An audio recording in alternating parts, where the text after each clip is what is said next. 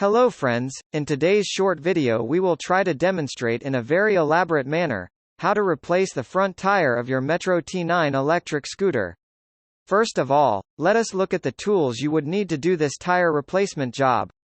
Once you finish watching this video, let's have your comments and thoughts on it. And if you like the video, please subscribe to our channel for more informative videos like this.